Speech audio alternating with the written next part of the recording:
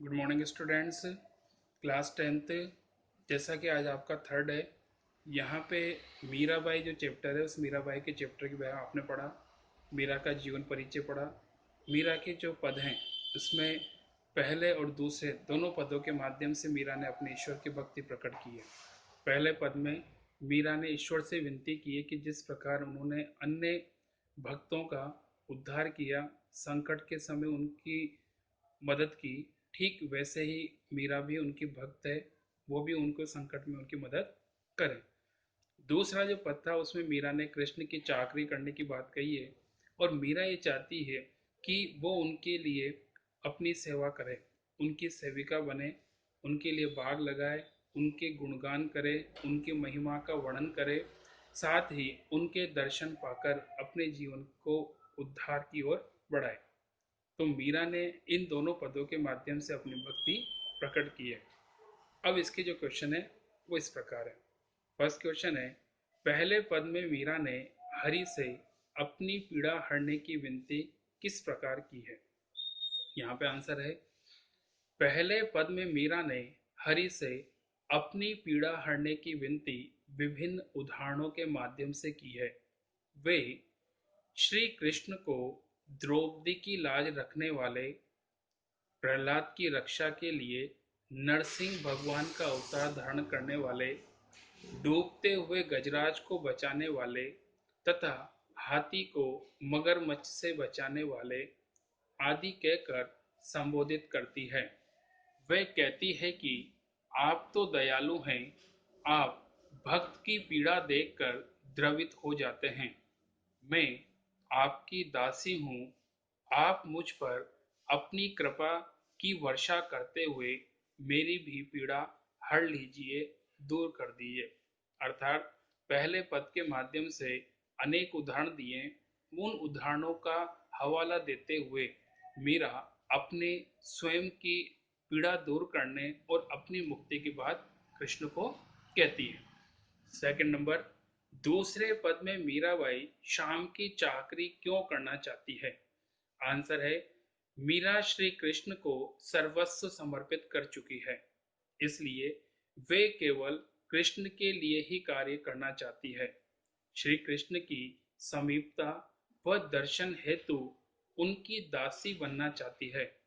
वे चाहती है कि दासी बनकर श्री कृष्ण के लिए भाग लगाए, उन्हें वहां विहार करते हुए देखकर दर्शन सुख प्राप्त करे, वृंदावन की कुंज गलियों में उनकी लीलाओं का गुणगान करना चाहती है।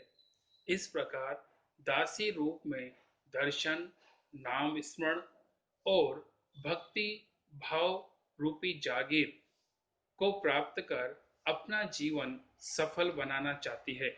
यहाँ पे जैसे कि उसकी चाकरी है, वो चाकरी एक ऐसा माध्यम है जिसके द्वारा उन्हें ईश्वर का सामीप्य मिलेगा और स्वयं की मुक्ति मिलेगी।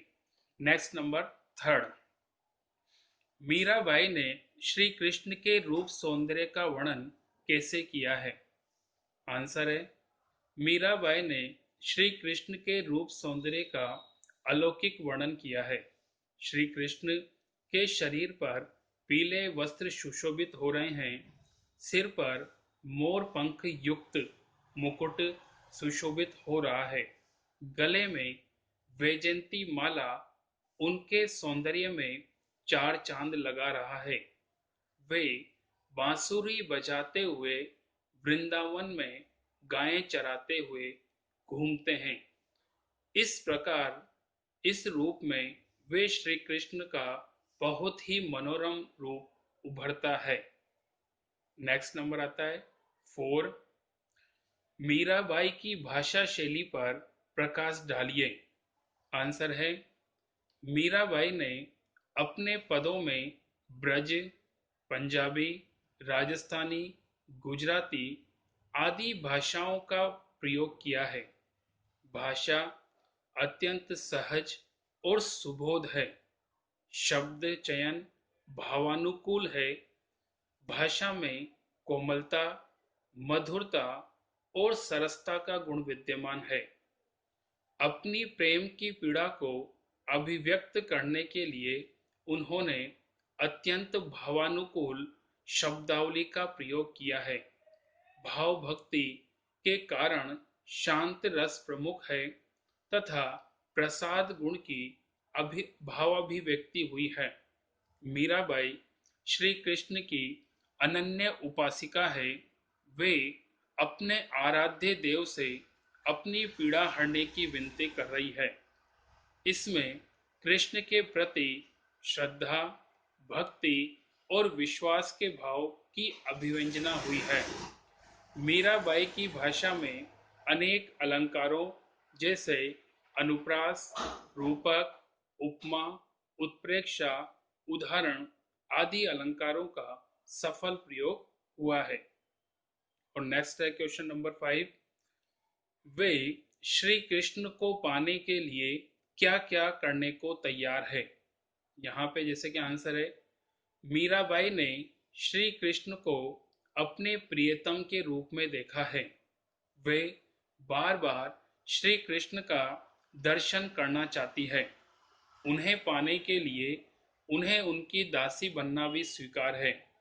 वे प्रतिदिन दर्शन पाने के लिए उनके महलों में बाग लगाने के लिए तैयार हैं।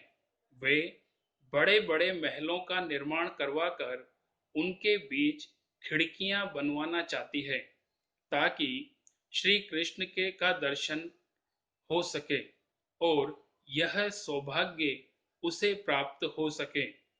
वे उनके दर्शन के लिए कुसुम्बी साड़ी पहनकर यमुना के तट पर आधी रात को प्रतीक्षा करने को तैयार है।